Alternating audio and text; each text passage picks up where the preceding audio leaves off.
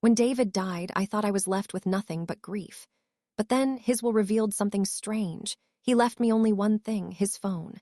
No inheritance, no belongings, just a phone locked with password. Everyone mocked me, calling it a meaningless gesture, but I couldn't shake the feeling that it was more than that. Why leave me this phone? What was he hiding? What if that phone held secrets? What if it held the truth behind David's death? I had to know. Desperate for answers, I struggled until I unlocked the phone, and what I found inside didn't just raise questions, it shattered everything I thought I knew. What did he know? Who was he really? And most importantly, why did he leave me this phone? The truth was waiting in that phone, and I was about to uncover it. But would I be ready for the terrifying answers that followed? David was my world, or at least I thought he was. We had built a life together in the quiet suburbs of Charlotte, North Carolina. A modest home, a steady income, a marriage that seemed unremarkable until the moment it all came crashing down.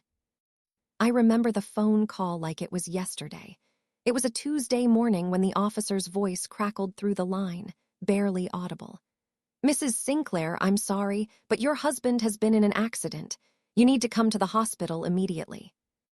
The words were cold, distant, but the panic that gripped me was, by the time I got to the hospital, they told me there was nothing they could do. David was gone, just like that. That day, my world shattered. The man I had built my entire life around was no longer there. The life we had together, all the plans, the dreams, vanished in an instant. But the real shock came days later, after the funeral, when I stood there, numb and exhausted, listening to the reading of David's will. It felt like a cruel joke at first. The funeral had been a blur, an endless procession of sympathy cards, casseroles from neighbors, and well-wishers who didn't know what to say. David's family, distant and disconnected, arrived in droves. My in-laws, all of them, David's older brother, his father, his mother, descended like vultures. Each one of them greeted me with the same fake sympathy, the same hollow words. When the lawyer started reading David's will, I sat there in a daze, clutching my hands together in my lap, desperately trying to stay composed. His voice was steady, emotionless. He spoke about the house we'd bought together, the savings account we'd shared, and all the assets David had built during his life. The house went to David's mother, of course it did. Everything else was divided amongst his siblings. And then there was me, the wife who had loved him for 10 years. My inheritance, a locked phone, nothing more. At first, I thought I had misheard, but the lawyer repeated it. And to Mrs. Sinclair, I leave David's personal phone. His personal belongings have already been accounted for. This is the sum of his remaining possessions. The room was silent for a moment. Then David's family erupted in laughter. I could hear his brother, Tom, mocking me. "A phone, that's it." His mother, the woman who had always looked at me with a mixture of disdain and jealousy, smiled, shaking her head as if I were the butt of some cruel joke. I didn't know what to say. My chest tightened, and I could feel the heat rising in my face. They had just inherited all of David's wealth, his business, his investments, and I was left with a phone.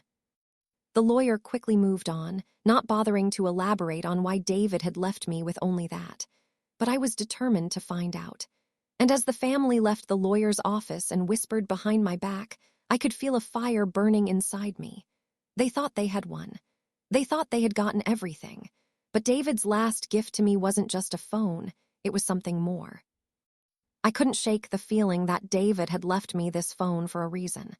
Maybe, just maybe, there was something more to it than I could see.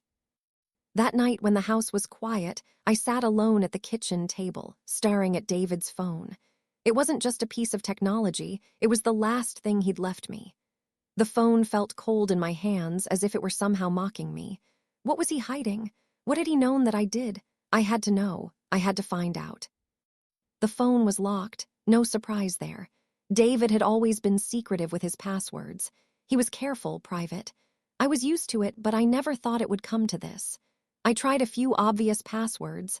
Our wedding date, his mother's birthday, our anniversary. Nothing. Frustration gnawed at me. I felt as though I was fighting against something I didn't understand.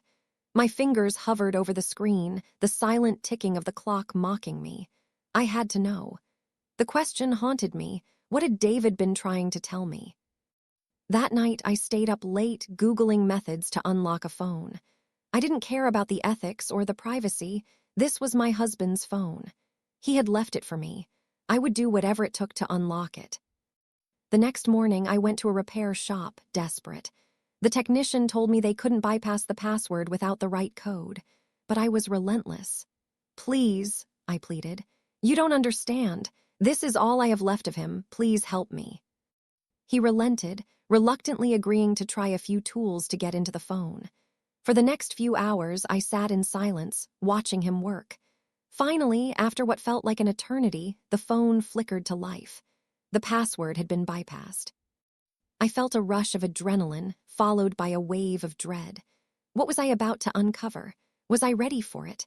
Was it even something I wanted to know? I tapped the screen. The first thing that appeared was an email, dated just a week before his accident. The subject line was short and simple: "The plan." My heart pounded in my chest as I opened the email. The contents were cryptic, filled with strange references to people I didn't recognize, some of which were crossed out, as if they had been part of a larger scheme. At the bottom of the email, there was a message written in bold red letters: "Get out before it's too late. Trust no one." I froze. The email didn't make sense. Who was David trying to warn me about? What had he been involved in? My mind raced with questions. Was this all part of the inheritance he had left me? Was this some twisted form of revenge, or a final act of love from a man who had hidden his darkest secrets from me? Before I could delve further, a new message popped up on the screen. It was from an unknown number. My hands shook as I read it. "You're getting too close. Stop now or you'll regret it." I felt a chill run through me. The message was a warning. But who was it from? Why had David sent it to me? The answers were there, hidden in the phone, answers that I was determined to find.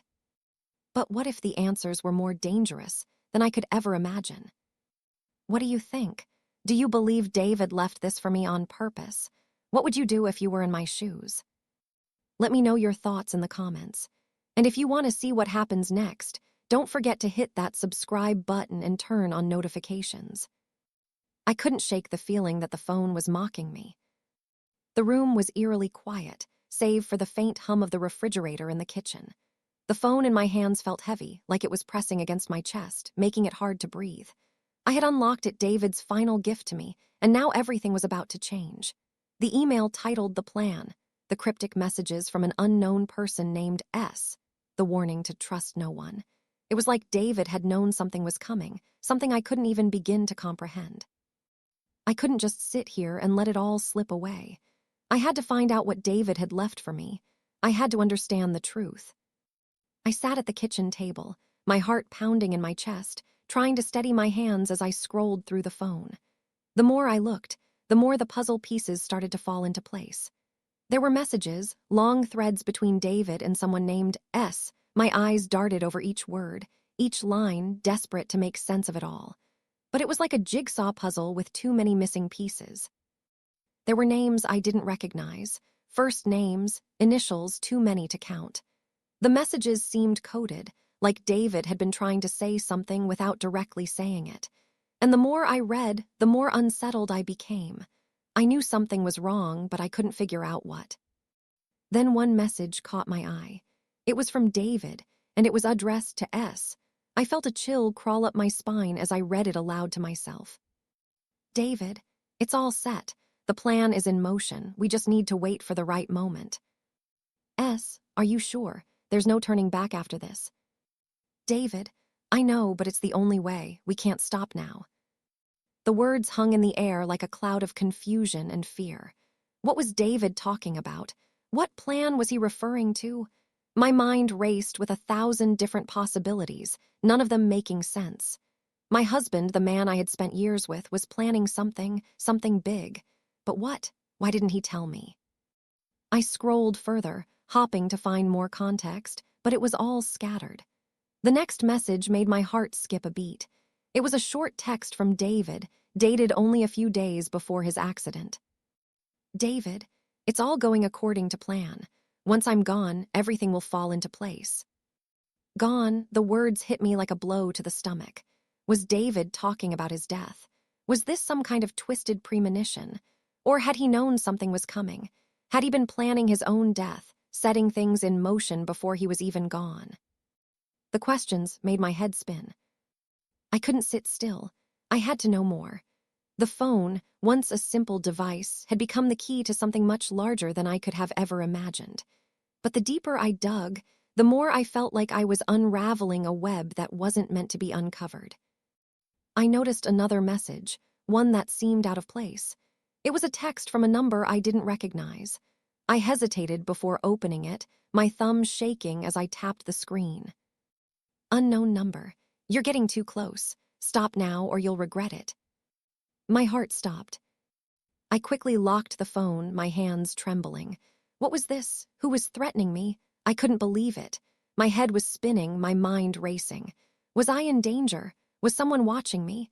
I felt a cold sweat form on the back of my neck. The phone seemed to hum with an energy I couldn't explain. I couldn't stop, not now. I felt like I was on the edge of something huge, and I needed to know the truth. I needed to understand what David had been involved in. What had he been planning? What did he leave for me to uncover?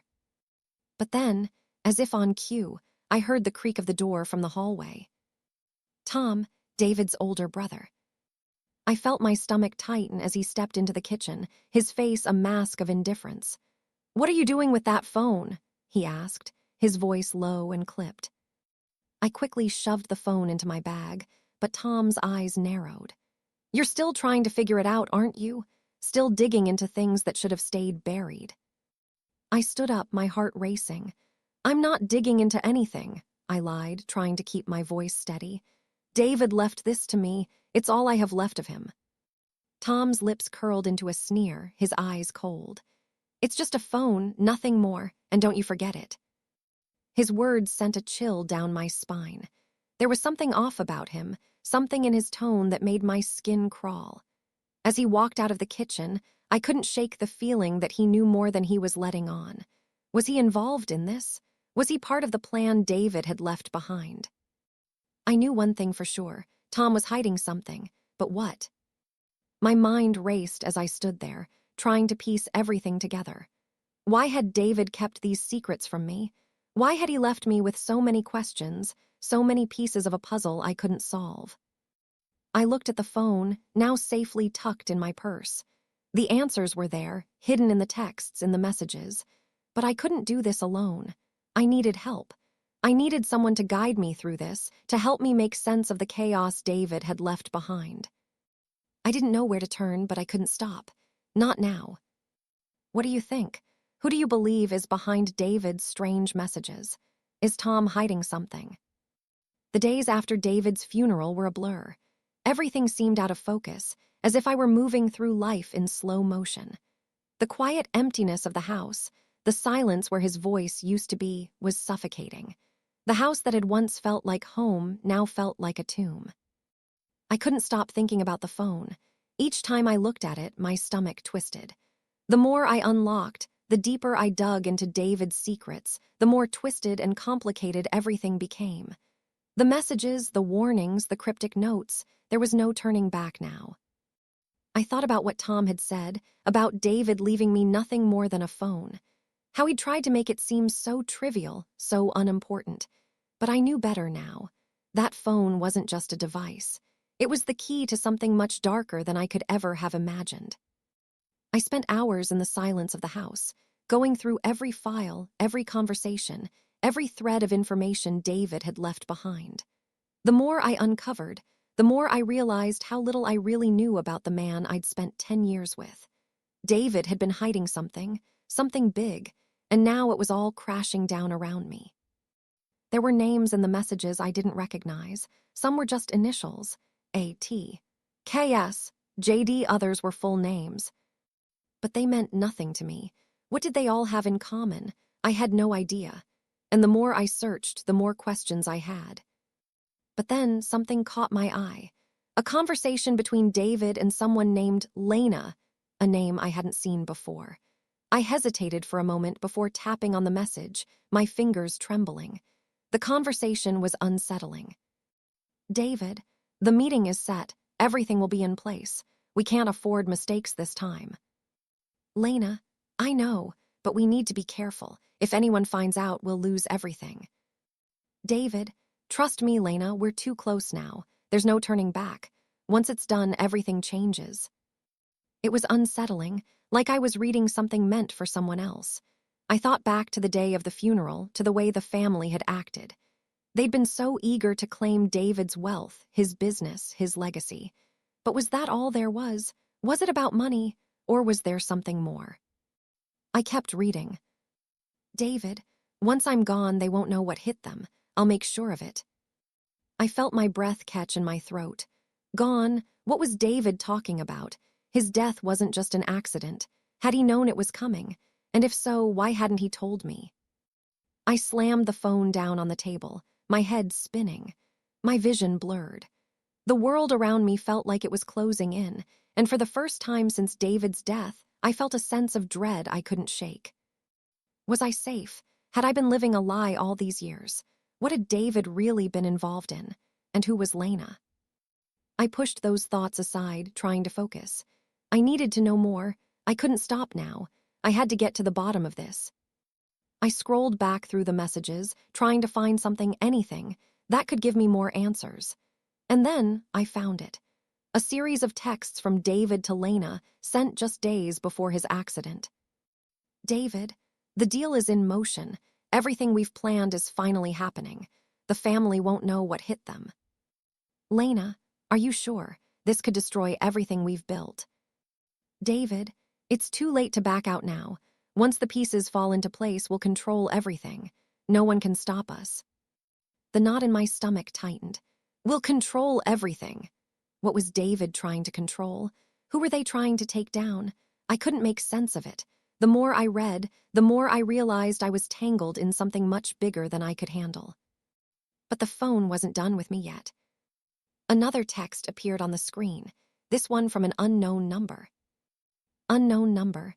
You're getting too close, back off. If you know what's good for you, you'll stop searching.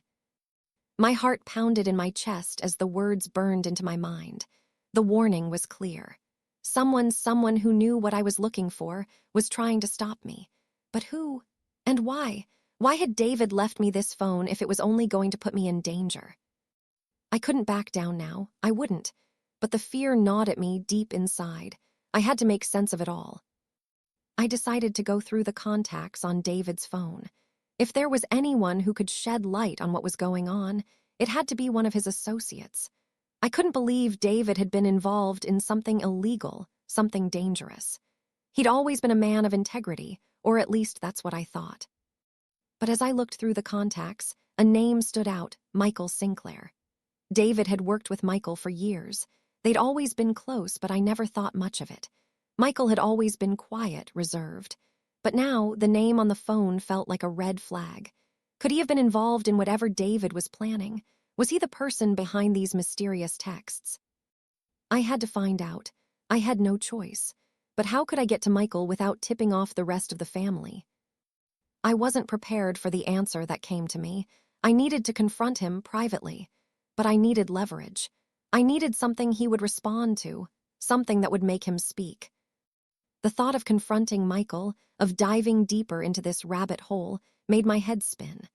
I wasn't prepared for what I was about to uncover, but I knew one thing for sure. This was bigger than I could have ever imagined. And if I didn't take control of the situation, it would swallow me whole. As I put the phone down, I felt a rush of determination. No one was going to stop me. Not Tom, not Michael, not anyone. I was going to uncover the truth, no matter what it took.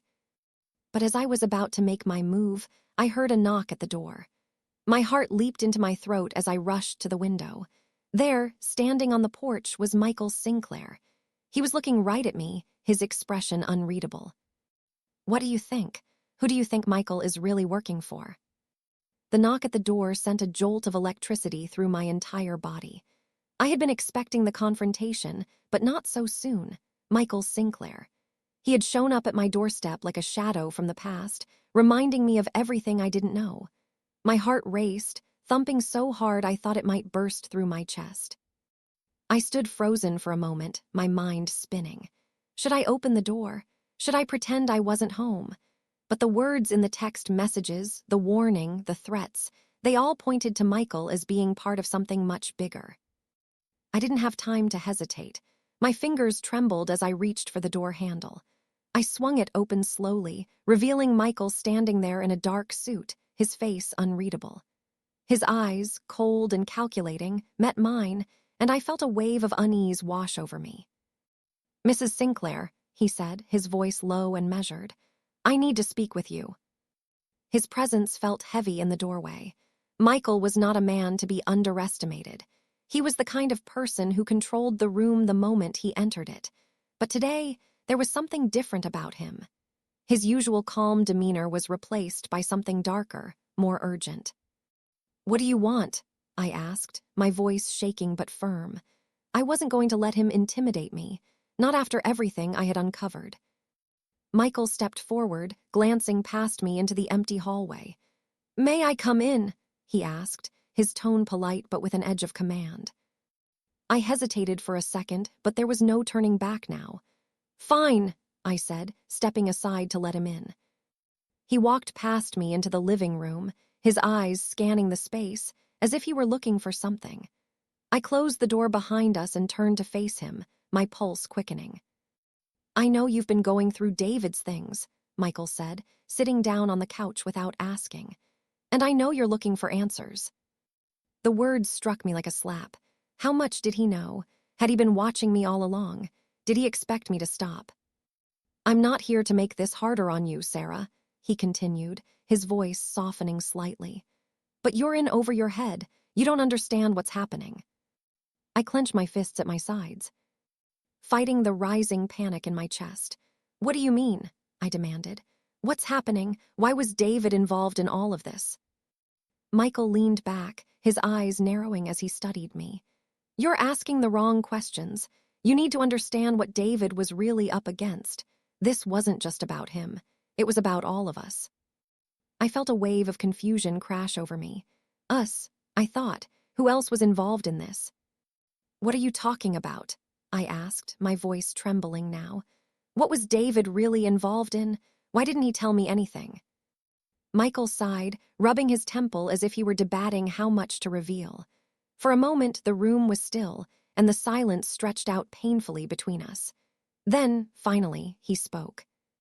"David wasn't the man you thought he was, Sarah. He was in too deep. We all were." His voice dropped to a whisper. "There are people who don't want the truth to come out. People who will do anything to keep their secrets buried." I could feel the weight of his words pressing on me. My stomach churned, and I took a step back, as if trying to distance myself from the intensity of his gaze. "What truth? Who are you talking about?" Michael looked at me, his eyes dark with something I couldn't place. "The family," he said, his voice cold. "David was trying to expose them, but it's too dangerous for you, Sarah. You need to stop digging." The words hit me like a sledgehammer. "The family," I repeated. "What family? You're saying David was trying to expose. What exactly?" Michael stood up suddenly, his expression tense. "I'm not here to scare you, but you need to understand that this isn't just about money. It's about power, control.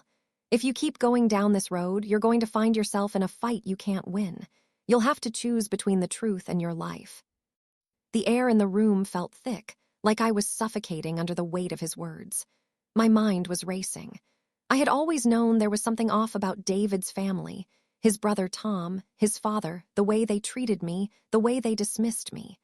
But now, everything I thought I knew was crumbling. I swallowed hard, my throat dry. "So, what are you saying?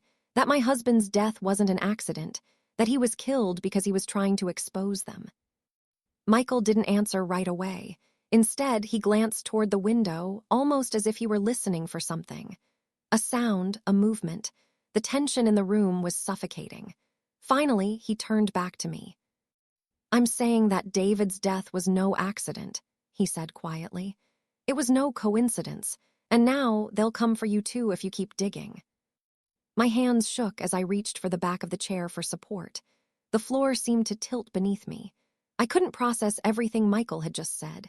David's death, his secret life, and now The horrifying realization that his family, my family-in-law, might have been involved in something sinister, something that went far beyond anything I could have ever imagined. "So what do you want from me?" I asked, my voice barely above a whisper.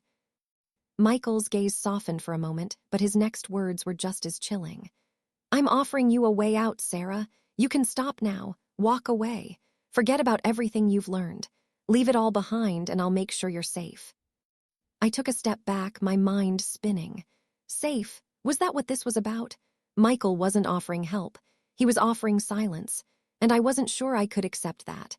My entire world had just been turned upside down, and now he expected me to walk away.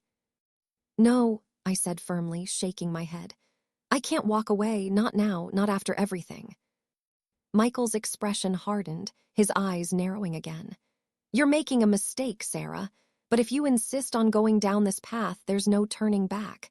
You'll never know who to trust again, not even your own family." His words rang in my ears long after he left.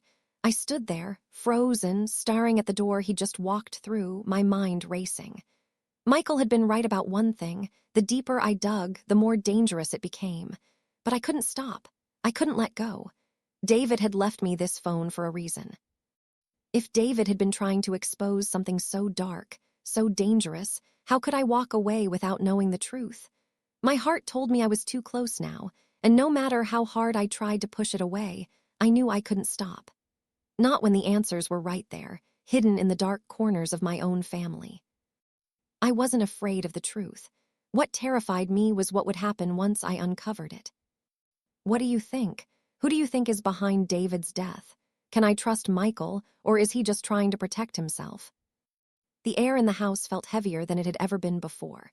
Each step I took seemed to echo in the silence, a constant reminder of how alone I felt. Michael's words still hung in the air, like a poison that had seeped into every corner of my life. "If you keep going down this road, you're going to find yourself in a fight you can't win." He hadn't been wrong. I was in too deep now to turn back, but the consequences of what I had uncovered were beginning to feel like a weight I couldn't carry. I sat at the kitchen table, staring at David's phone, which now felt more like a ticking time bomb. The more I dug, the more dangerous it became. I had already found far more than I had bargained for: cryptic messages, warnings, and a trail of secrets that stretched back further than I could ever have imagined. But there was something else, something I hadn't even considered: David's own family. I had always trusted David, or at least I thought I had. But now everything I believed about him, about our life together, was starting to crumble. And the more I uncovered, the more I realized that I didn't really know him at all, not the way I thought I did. The phone buzzed suddenly, snapping me out of my thoughts. My heart skipped a beat as I saw the notification, an unknown number again. Hesitation gripped me. My fingers trembled as I unlocked the screen. The message was short and chilling. "You're too close, Sarah. If you value your life, you'll stop now. The truth is a dangerous game." I dropped the phone onto the table, my chest tightening. Who was it this time? Michael? Or was it someone else? My breath caught in my throat. Every part of me screamed to throw the phone away, to forget about everything, to just move on. But I couldn't. I had to know what David had been hiding. I had to know what had killed him. The doorbell rang, and I jumped, my heart racing. I had been expecting someone, but I hadn't expected this. Not today, not after everything that had happened. I stood frozen for a moment, my mind racing, unsure of who could be on the other side. I didn't want to open it, not now, not when everything was spiraling out of control, but I had no choice. I walked to the door slowly, my feet feeling heavy as I reached for the handle. When I opened it, I wasn't prepared for what I saw. Standing there, looking as calm and collected as ever, was Karen, David's sister. She stood there with a forced smile on her face, but her eyes were cold, calculating. I felt a shiver run down my spine as she looked me over, taking in the scene in front of her. "Sarah," she said, her voice sweet, but with an edge I couldn't ignore. "I thought I'd come by and check on you. After everything that's happened, I wanted to make sure you're doing okay." I raised an eyebrow, confusion clouding my thoughts. What was Karen doing here? Why now of all times? "I'm fine," I said, keeping my voice steady, though I could feel my hands shaking at my sides. Why are you really here, Karen? She smiled again, but it was tight, forced. I'm just concerned, that's all. She stepped past me into the house without waiting for me to invite her in. I closed the door behind her, my stomach churning. Karen had always been a little too eager to please.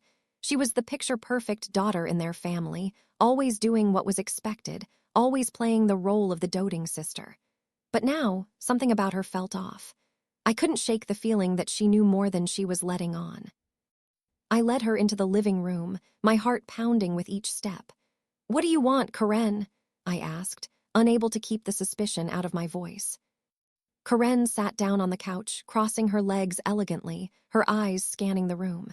You know, she began, David wasn't always as open with me as he was with you, but I did know one thing: he had his secrets.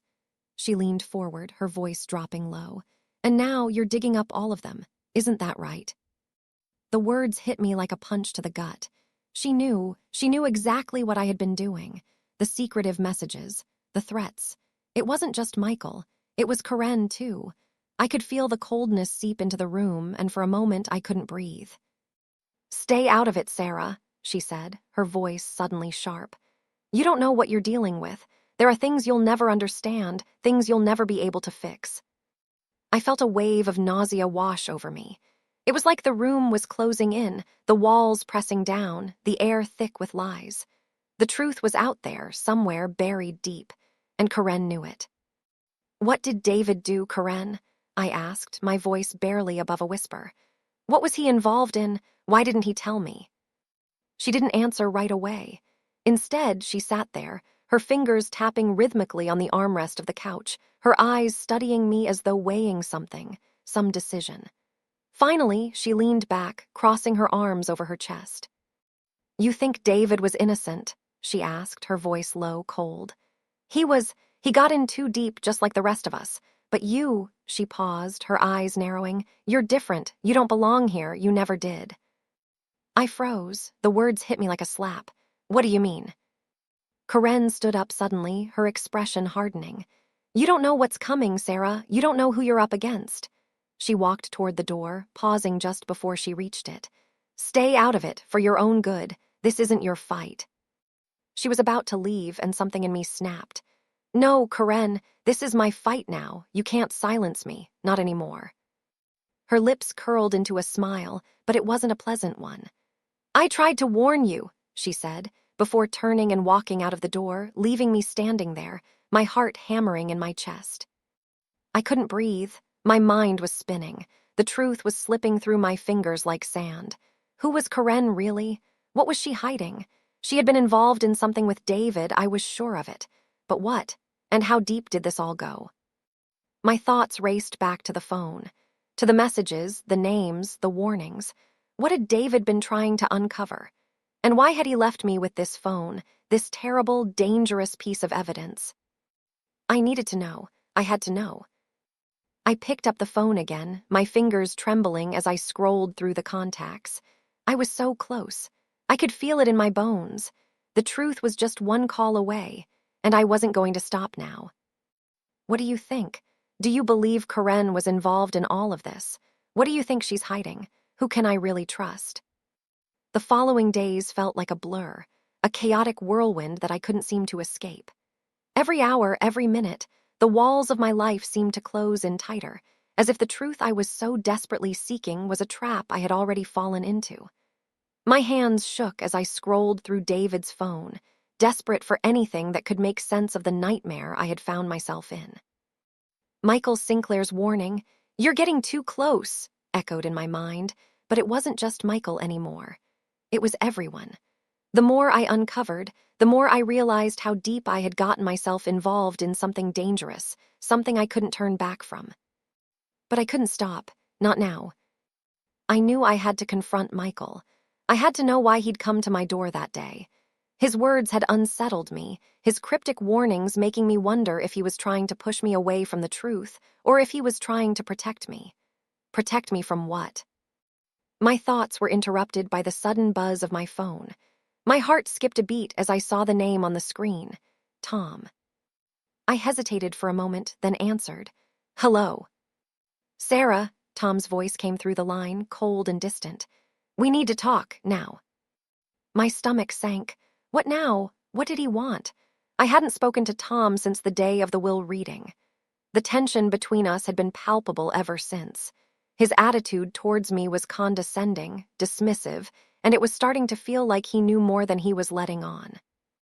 "I'm listening," I said, trying to keep my voice steady, though I could feel the nervous tension creeping up my spine. "Come to the house. I have something you need to see," Tom said, his voice clipped. "I don't have time for games, Sarah. This is bigger than you think." His words left me on edge. What was he hiding? What could he possibly want to show me that was bigger than I think? I didn't trust him, but my curiosity got the better of me.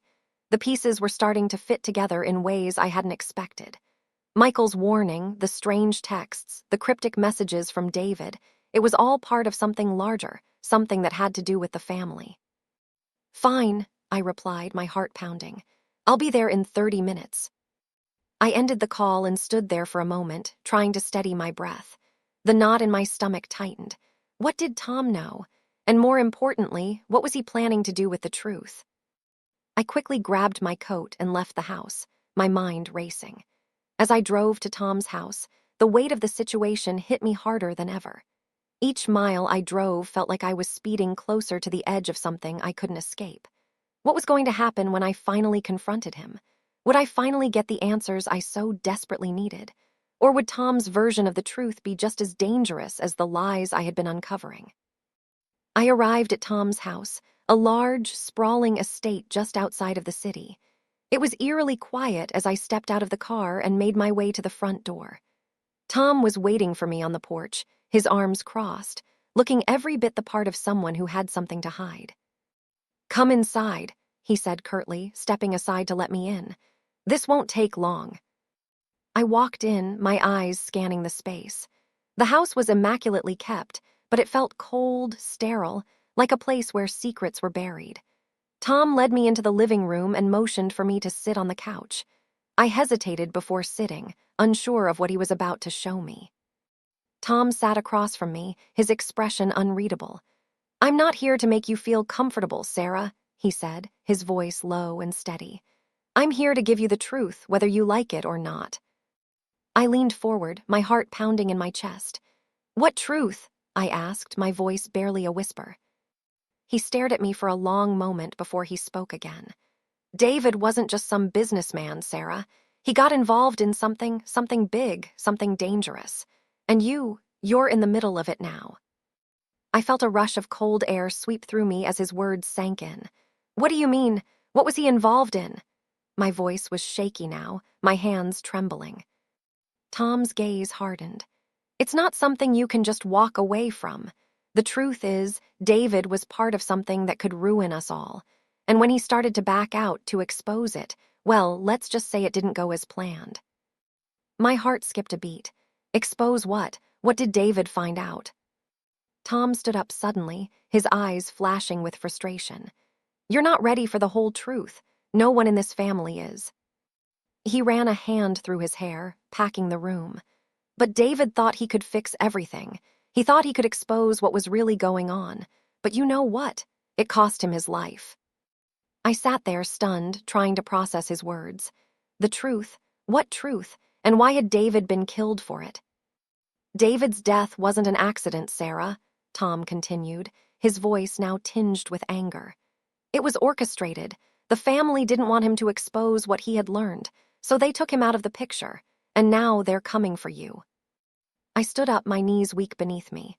"What are you saying, Tom? You're saying David was murdered by our own family?" My voice cracked, disbelief flooding my chest. Tom didn't answer immediately. Instead, he walked over to the bookshelf and pulled out a thick file. He handed it to me without a word. I opened it, my hands shaking as I flipped through the pages. It was a collection of documents, contracts, legal papers, names, dates. But one paper stood out, a copy of David's last will and testament. But it wasn't the will I had seen before. This was different. There, in black and white, was a clause I had never seen, a clause that made my stomach turn. "To my wife, Sarah Sinclair, You are hereby instructed to uncover the truth behind the Sinclair family business dealings. If you succeed, you will inherit everything I've left behind. If you fail, the consequences will be far worse than you could ever imagine." I stared at the words, unable to comprehend what I was reading. What was David trying to do? Had he known all along that his family was involved in something criminal? Had he been trying to expose them, to bring their dark secrets into the light? Tom's voice cut through my thoughts. David knew what they were involved in, and he thought he could fix it. But now, Sarah, it's your turn. The family won't let you go. They'll do whatever it takes to stop you from uncovering the truth, and you need to be ready for that. I stood frozen, clutching the file to my chest, trying to process everything. "What do I do now?" I whispered. Tom looked at me, his eyes filled with something I couldn't quite read. "You need to get out, before it's too late." The weight of his words hit me hard, like a punch to the gut. This wasn't just about David's death anymore. This was about a family, my family, caught in a web of lies and deceit. And if I didn't stop now, I would be the next target. What do you think? Do you believe David's death was part of a larger conspiracy? The chill of the night air crept into my bones as I stepped out of Tom's house, the weight of his words settling heavily in my chest. He had told me to leave, to run, but how could I? How could I walk away from the truth when I was so close to the answers? Michael Sinclair, Tom, David, none of them were what they seemed. And now I was caught in a web of lies that threatened to pull me under. The file Tom had handed me contained pieces of a puzzle I couldn't yet put together, but I could feel the pieces clicking together in my mind. David hadn't just died by accident. He'd been murdered, his life snuffed out because of something he had discovered, something he had tried to expose. But what was it? What was the family hiding? And why did they want me to stop digging? I had to know. The house felt colder than ever when I got home, the emptiness pressing in from all sides. My hands shook as I paced back and forth in the living room, the truth and the fear gnawing at me. How much longer could I keep going? The stakes were higher now, much higher than I'd ever anticipated. Tom had been right about one thing: they wouldn't stop, and neither would I. I reached for my phone, the one David had left me, the one that seemed to hold all the answers. I opened the file again, the one with the final message from David. I had read it 100 times, but each time it felt like it held new meaning. "You're in too deep now, Sarah. Trust no one. Find the truth or they will find you." I closed my eyes, trying to steady my breath. Was I really prepared for this? Could I truly take down the Sinclair family, or was I just a pawn in a much bigger game? There was one thing I knew for sure. I couldn't back down, not now. I needed to find Michael. I needed to confront him. There were too many unanswered questions, too many dangers closing in around me. I had to know what he was hiding. I had to know if he was the one who had orchestrated David's death. But before I could make my move, my phone buzzed again. I froze. It was a text from an unknown number. My breath caught in my throat as I read it. "You're getting too close, Sarah. Stop now, or you'll regret it." I felt the blood drain from my face. I had been warned before, but this message felt different, more urgent, more dangerous. Someone was watching me, and I didn't know who. I didn't have time to think. My mind raced as I grabbed my keys and ran out the door. I had to confront Michael tonight. I couldn't wait any longer. He was the key to everything. The questions, the mysteries, they all pointed back to him. If I could just get the truth out of him, I would finally have the answers I needed. I drove through the dark streets, the headlights of my car cutting through the night. Every shadow seemed to loom larger as I approached Michael's office. I had been here before, but this time, it felt different. This time, I wasn't just a widow trying to pick up the pieces of a broken life. I was a woman on the edge of something huge, something dangerous. I parked across the street from the office building and sat for a moment, staring at the darkened windows. Was Michael here? Was he expecting me? I had no idea, but there was no turning back now. I grabbed the phone, checked the text one last time, and stepped out of the car. The night was cold against my skin, the air thick with the weight of what I was about to do. I walked toward the entrance, my steps measured, purposeful. But as I reached the door, I heard a voice call out from the shadows. I thought I might find you here. I spun around, my heart skipping a beat. Standing there in the dim light was Michael, his eyes locked on mine. His expression was unreadable, his face calm but with a tension that I could feel all the way to my bones. "I wasn't sure you'd show up," he said, his voice low. "I thought you might run, but you didn't. You never do you?" I didn't answer. My pulse was racing, my mind spinning with the hundreds of questions I needed to ask him. But I couldn't speak. Not yet. Michael stepped closer, his eyes studying me like a predator watching its prey. "You've gotten too deep into something you don't understand, Sarah," he said, his voice calm, but there was a warning in his tone. "It's dangerous, and it's not something you can fix, not by yourself." I forced myself to stay calm, my hands shaking at my sides. "Why did David die, Michael?" I asked, my voice hoarse. "Why did he leave me this phone? Why did he leave me with this? What is the family hiding? What really happened?" Michael didn't flinch. He stared at me for a moment, then shook his head. "You don't want to know the truth. No one in your position ever does. It's too much to carry." I felt the anger bubbling up inside me. "I want to know, Michael. I have to know. What is it? What's been going on behind the scenes? What did David find? Why didn't he trust me?" He stepped back, almost as if he were preparing to leave. "You're already too far gone, Sarah. You're already caught up in something that doesn't belong to you. You think you're looking for answers, but you're digging your own grave."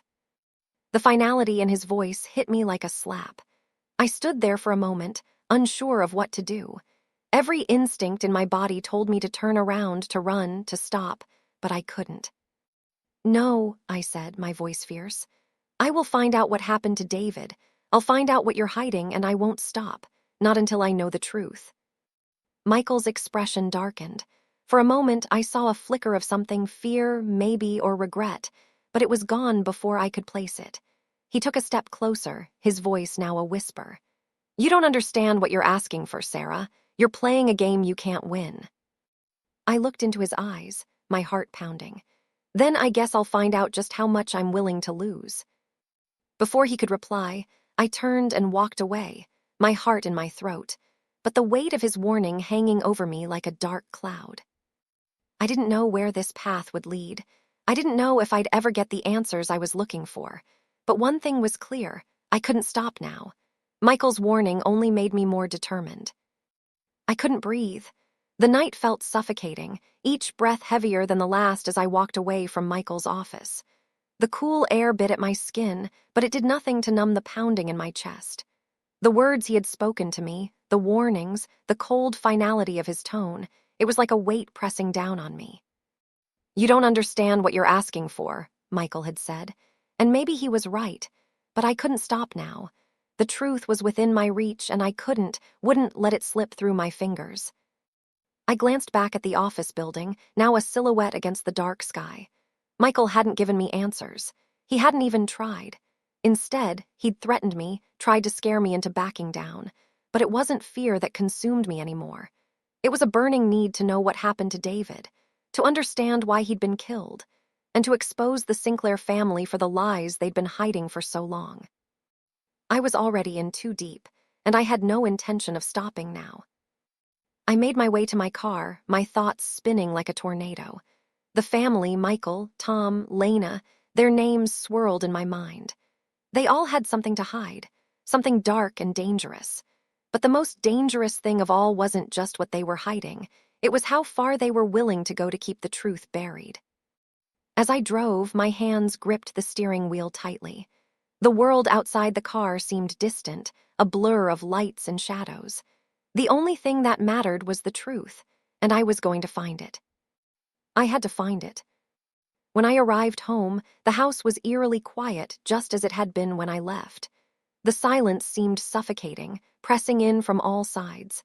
My mind was reeling from everything I had learned in the past few days.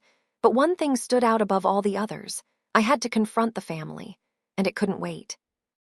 As I stepped inside, my eyes instinctively went to the phone. David's phone. The last piece of him I had left. The one thing that still held the key to all the answers I was searching for. I could hear the faint hum of the refrigerator, the ticking of the clock on the wall, but the silence was deafening. It was as if the house itself was holding its breath, waiting for something to happen. I walked to the table, my fingers trembling as I picked up the phone. I had already gone through it so many times, but I couldn't stop now. There was something I was missing, something important. I had to find it. I opened the file labeled The Plan. My fingers hovered over the screen, my heart pounding. This was it. The file had to hold the answers. I had to believe it. I opened it and began to scroll through the messages again. Each line felt like a whisper from the past, a secret waiting to be uncovered. And then I saw it. A name that I hadn't noticed before, Lena. Lena. I had heard her name once before. Tom had mentioned it in passing. But who was she? And why was she so important to David's plan? I clicked on the message thread, my fingers shaking. The conversation between David and Lena was like a riddle wrapped in mystery. David, the final piece is in place. Once I'm gone, they won't be able to stop us. Lena, are you sure? We're talking about everything we've built. David, it's the only way. Once they realize what we've done, it'll be too late. My mind spun as I read. Once I'm gone. David had known something was coming. He had known he was in danger. He had planned his death. No, he had arranged it. This wasn't some random accident. He had been murdered. And what had he been planning to do? What had he been trying to expose? But Lena's response stopped me cold. It was brief, but it hit me like a punch to the gut. Lena, they won't be able to stop us, not after I take care of Sarah. I froze. The words rang in my ears like an alarm bell. Take care of Sarah. What did that mean? I swallowed hard, trying to steady my breath. It was too much. It couldn't be true. Michael had warned me. Tom had warned me, but I had never imagined this. I couldn't let Lena get away with this. I couldn't let her get away with whatever she was planning. I had to stop her, and I had to do it now. I spent the next few hours gathering my thoughts, packing back and forth in the living room, my mind racing. I couldn't just confront Lena. No, I had to be smart about this. I had to outsmart her. She had been working with David. He had trusted her. And now she was planning to kill me. But why? Why had she singled me out? What was so dangerous about me? Was it because I had started to uncover the truth? Had I gotten too close? I didn't have all the answers, but I was close, so close. I knew what I had to do. The next day, I drove to the Sinclair family estate.